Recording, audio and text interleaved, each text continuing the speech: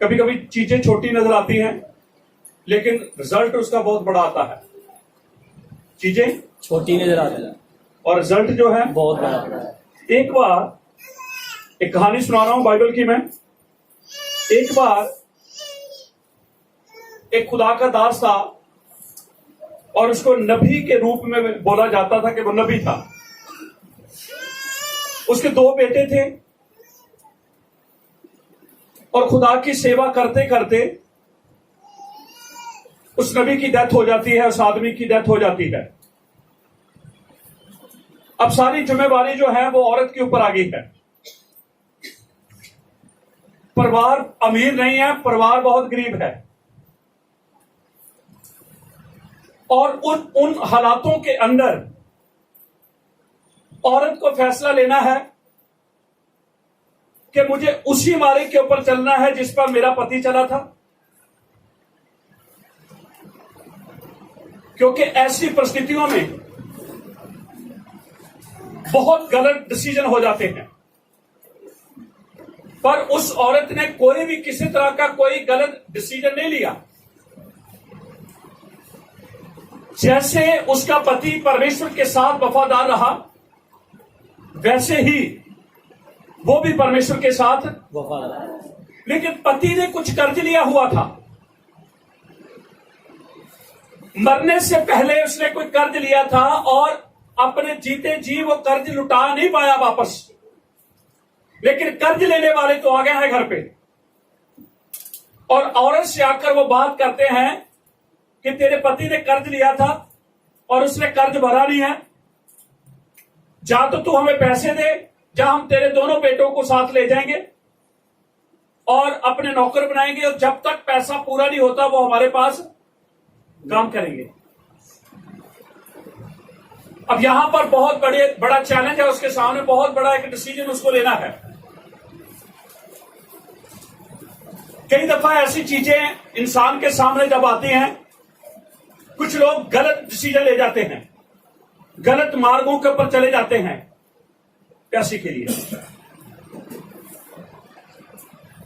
पर इस औरत ने बिल्कुल सही डिसीजन लिया। ऐसी परिस्थिति में ये उस व्यक्ति के पास आई जिस व्यक्ति का इसका पति शागिर्द था और उसका नाम अलीशा था। वो औरत खुदा के दास अलीशा के पास आई।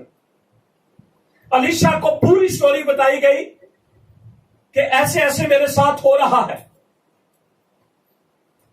अलीशा ने उसकी पूरी बात को सुनकर यह बात कही कि तेरे पास क्या है, तेरे पास क्या है? मैंने आपको बताया कभी कभी चीजें छोटी नजर आती हैं लेकिन उसके द्वारा बहुत बड़े काम हो सकते हैं। आपके पास ही हो सकता है वो छोटी चीज है लेकिन सोर्स आपके पास खुदा ने रखा हुआ है। वो छोटी चीज को बड़ी चीज के अंदर वो बदलने की सामर्थ रखता है। तो उस औरत ने बिल्कुल सच बोला कि मेरे पास क्या है। बोलिए बोलिए। सुलेमान नीति वचन के अंदर लिखा है, समझदार औरतें जो थी वो अपने घर तेल खत्म नहीं होने देती थी। तेल 2 चीजों की ओर इशारा करता है, अभिषेक की ओर और फिजिकल तरीके से। अब ये जो बात हो रही है फिजिकल हो रही है, मेरे पास थोड़ा सा तेल है कुप्पी के अंदर, तेरे लिए थोड़ा है, पर उसमें खुदा ने बहुत बड़ी आशीष छुपा के रखी। उसने कहा तू जा अपने आसपास के लोगों से जितने बर्तन खाली इकट्ठे कर सकती है कर ले।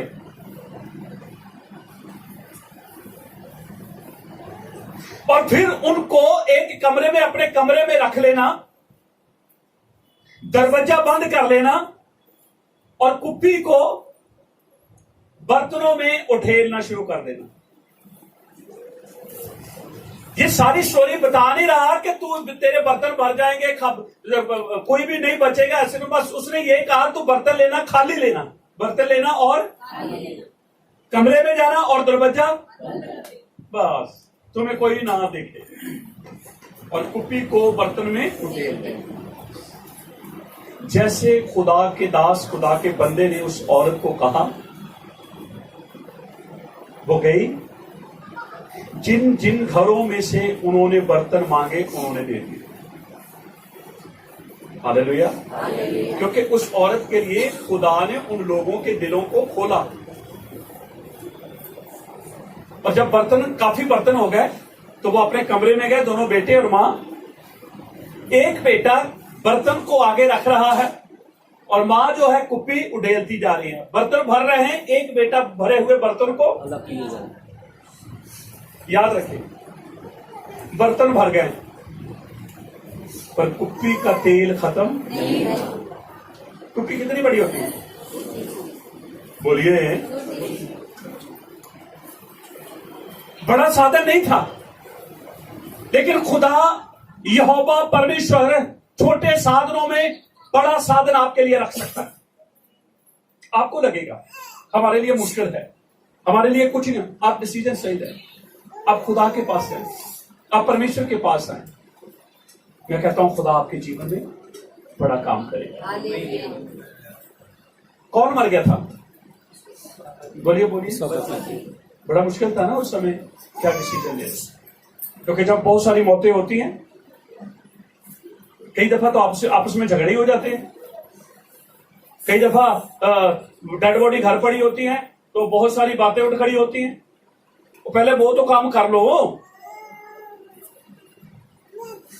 पर याद रखिए, बाइबल के अंदर हमें बहुत सारी ऐसी चेतावनी मिलती है, ऐसे हमें नमूने, हमें एग्जाम्पल मिलते हैं कि हम उनको सीखें, अपने जीवन में लागू करें। Hallelujah, hallelujah. जब सारे बर्तन भर गए ना, उसने अब ये नहीं सोचा कि बर्तन भर गया, अब मुझे खुदा के बंदे के पास जाने की क्या जरूरत है। नहीं, फिर खुदा के बंदे के पास आए। अब मैं क्या करूं? बर्तन तो सारे भर गए, कोई भी बर्तन नहीं बचा। खुदा के दास ने कहा, जा तेल को बेच और अपना कर्ज अदा कर, और जो बचेगा उससे तू अपनी रोजी रोटी चला। फिर बोलेगा हालेलुया। कर्ज भी खत्म हो गया और उसकी रोजी रोटी भी आगे चलनी शुरू हो गई। हालेलुया। छोटी छोटी चीजों में खुदा मेरे और आपके जीवन में बड़े बड़े काम कर सकता है। चीजें नजर छोटी आती है, काम बड़े। मिलकर बोलेगा हालेलुया, हालेलुया। अच्छा, नमान कोड़ी के बारे में कितने लोगों ने सुना? नमान के बारे में जानते? आपको पता है वो सेनापति है, परमेश्वर ने बढ़िया लड़ाइयां उससे जिताई हैं। इतनी लड़ाइयां जीता, वो घमंडी हो गया। क्या हो गया? ये कोड़ी हो गया। पदैशी कोड़ी नहीं है वो। अगर पदैशी कोड़ी होता तो सेनापति कभी बन सकता, एक ऊंचे ओहदे पे आ सकता? नहीं। कोड़ियों को तो दूर रखा जाता है।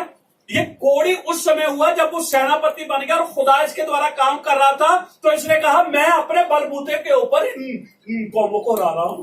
तो अच्छा लिखा, वो कोड़ी को क्या हो गया? फिर से बोले, अपने घर नहीं आता था वो, अपने बच्चों के पास नहीं आता, अपनी बीवी के पास नहीं आता, क्योंकि कोड़ी आ नहीं सकता। कोड़ तो शूल की बीमारी है। अगर कोड़ी किसी को टच कर गया, वो भी कोड़ी हो जाए।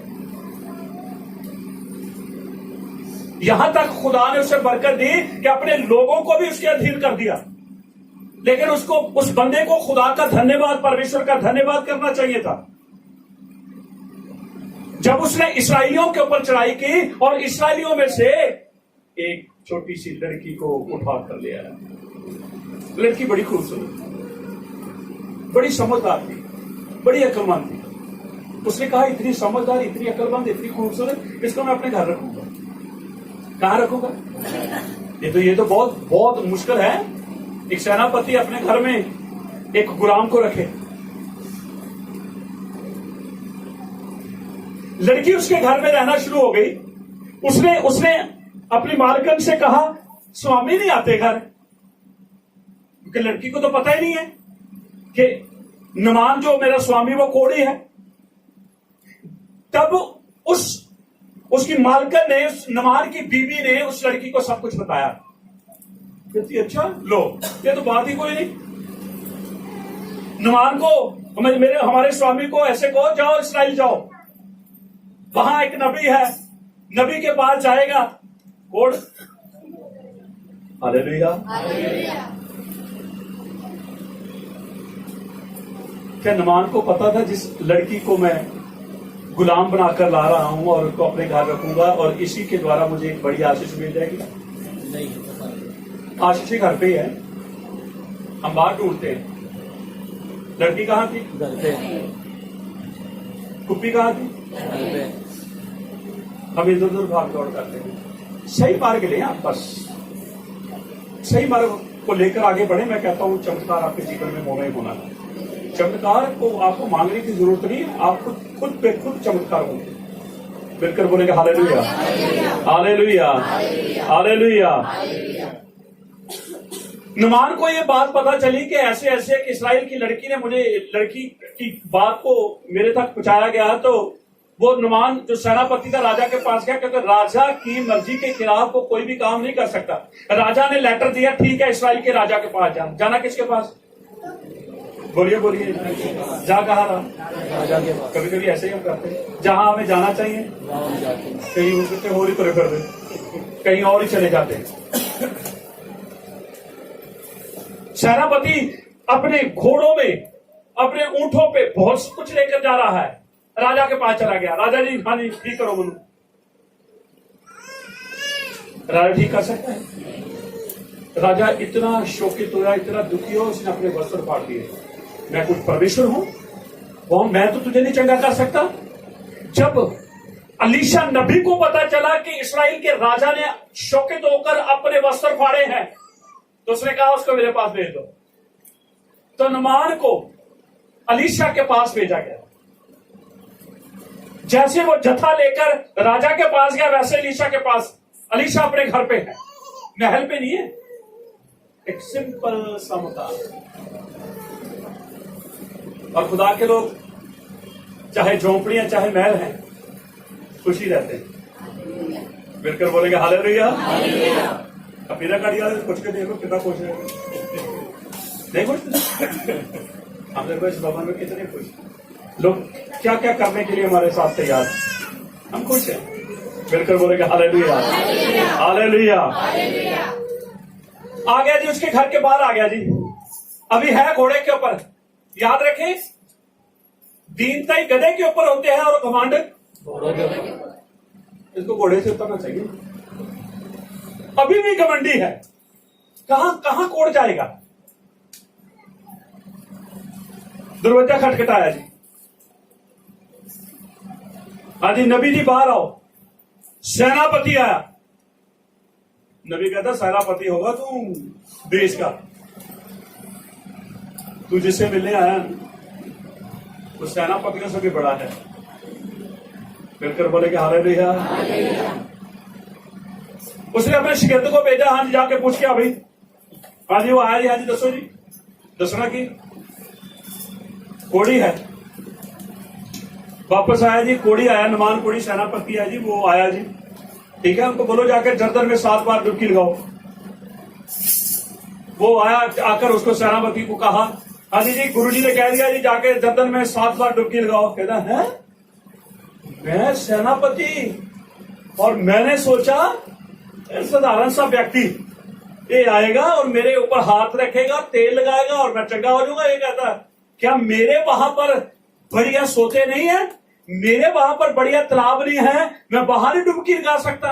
लेकिन एक नौकर ने उसको एक बात कही, राजा सेनापति जी कोई नहीं, इतना कुछ किया है, ये भी करके देख लो। चले गए जर्दन नदी में। हम जर्दन नदी में गए हैं और वहां इतने बड़े बड़े पता नहीं चूहों जैसे हैं, ऐसे ऐसे घूमते बीच में। और मैं कहता हूँ कोई अंदर जा ही नहीं सकता, और वैसे डर लगता है। क्यों? अच्छा वो क्या बोलते हैं उसको, वो तो ऐसे, मैं कहता हूँ कि आप ऐसे रखेंगे कि पाँव के पास आ जाएंगे। तो अगर आप है तो उस समय भी तो होंगे ही ना। चलो अब घोड़े से उतरा है, तेरा पुत्र घोड़े तो उतरे नहीं है, अब उतरा है। जब घोड़े से उतरा तो जर्दन पानी की ओर आगे बढ़ा। याद रखें, खुदा की सामर्थ बाहर भी काम करती है, खुदा की सामर्थ अंदर भी काम करती है। जब वो पानी में उतरा और पानी के अंदर गया, जब बाहर आया कुछ हुआ नहीं, होना ही नहीं था, क्योंकि खुदा के बंदे ने क्या कहा था? बोलिए बोलिए। 7 डुबकी। पर्व कितने? 7 डुबकियां कितनी? 7। 7 पर्व अगर जिंदगी में पूरे हो गए ना, तो एक डुबकी लगी था। हालेलुया। दूसरी डुबकी लगी, गुस्सा तो बढ़ाता होगा उसको उस नौकर के ऊपर, तेरे कहने थे आया हूं मैं। तीसरी लगी, नौकर कहता है कौन क्या? चौथी लगी, कुछ हुआ? थोड़ी से उंगली साफ हो जाए तो कुछ नहीं हुआ, वैसे का वैसा है। डॉक्टर से एक बार दवाई खाएं, 2 बार ही खाएं, 3 बार खाएं, आराम नहीं आता, फिर क्या करते हैं? चेंज। उसकी दवाई भी निकाल कर बाहर फेंक दे।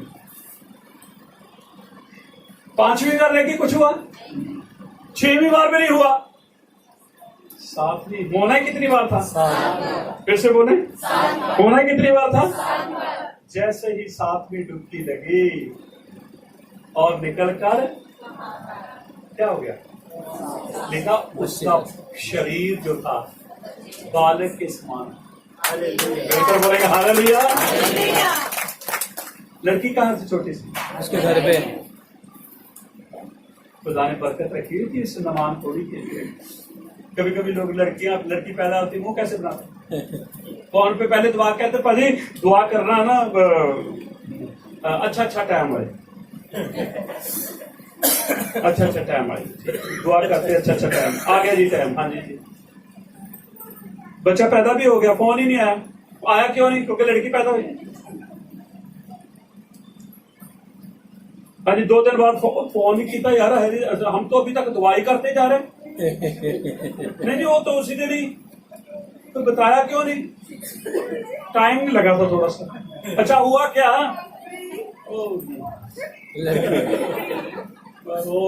ठीक है, कोई नहीं, प्रभु का धन्यवाद बच्चे, प्रभु की ओर से। हाँ जी सर, पता प्रभु की ओर से। अगर हुआ लड़का, तुरंत फोन आया। पहले है कितने तुझे? पहले है कहां पर हो तुम लोग? कहां पर हो? हॉस्पिटल आया बड़ा होता। पर याद रखिए, बाइबल के अंदर एक छोटी सी लड़की के द्वारा एक बहुत बड़ा काम है। आपके घरों में छोटी छोटी चीजें हैं, पर उनमें बड़े बड़े स्रोत खुदा ने रखे। बिल्कुल बोलेंगे हालेलुया, हालेलुया। अगर औरत के पास कुप्पी तेल की ना होती तो बड़ा चमत्कार। उस परिवार के अंदर इस्राएल से छोटी सी लड़की उठाकर वो नहा लाता, तो मैं कहता जिंदगी भर कोड़ ही रहता और कोड़ में ही मर जाता। सुने क्या हुआ? जैसे वो औरत वापस खुदा के बंदे के पास आई है, ये नमान कोड़ी भी चंगा होकर खुदा के बंदे के पास आया है। कहता मैं तो बहुत कुछ लेकर आया, सब कुछ ले लो। कहता मुझे नहीं चाहिए, मुझे नहीं चाहिए। मैं और आप होते तो क्या कहते? ईमानदारी के साथ बता रहा हूं।